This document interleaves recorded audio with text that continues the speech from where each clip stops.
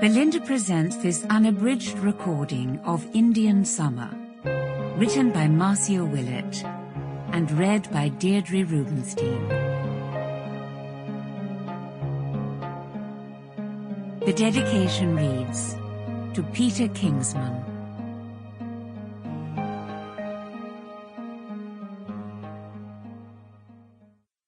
Chapter 1. The old herm stands at the crossroads looking west, guarding the secrets of 1,000 years.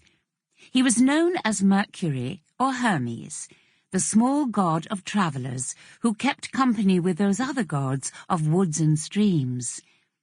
These old ones are forgotten now. Those who worshipped at their shrines, poured a libation, left offerings of food, are long gone.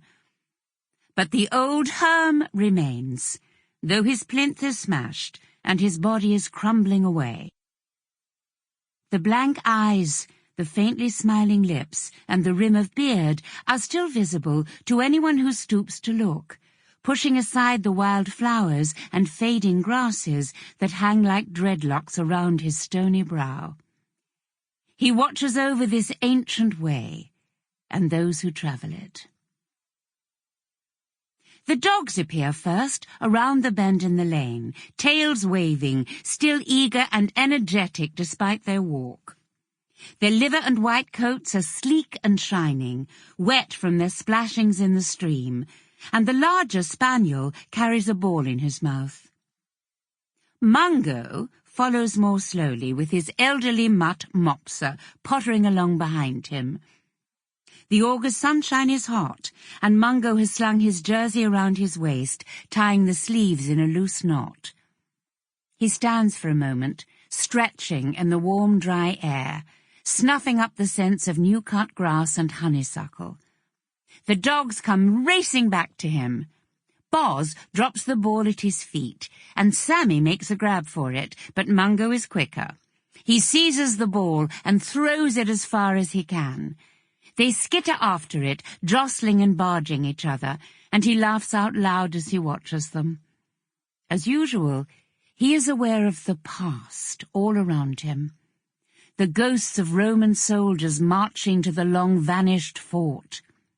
A line of laden pack-horses plodding down to the Horse Brook, where the original granite Clapper Bridge still crosses the narrow stream.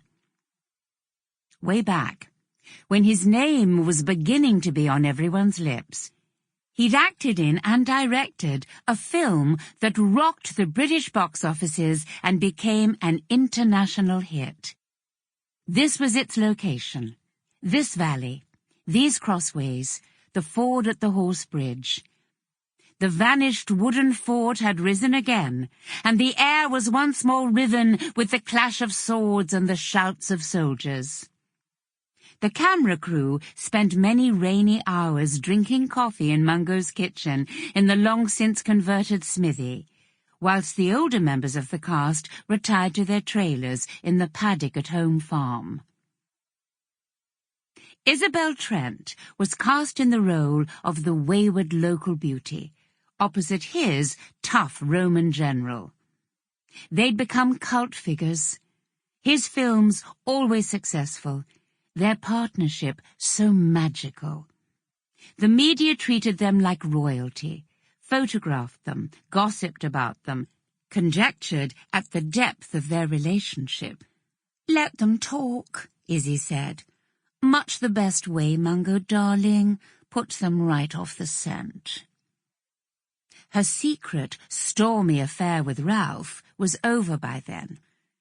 He disappeared out of their lives forever, after that final, terrible argument in Mungo's kitchen. How young they'd been, how serious and intense their emotions, his own rage and helplessness, Izzy's tears and her despair, and Ralph's cruel indifference. Mungo pauses at the crossroads, makes his obeisance to the old herm, and follows the dogs up the steps, through the gate, and into the cobbled courtyard. In the Sample complete. Ready to continue?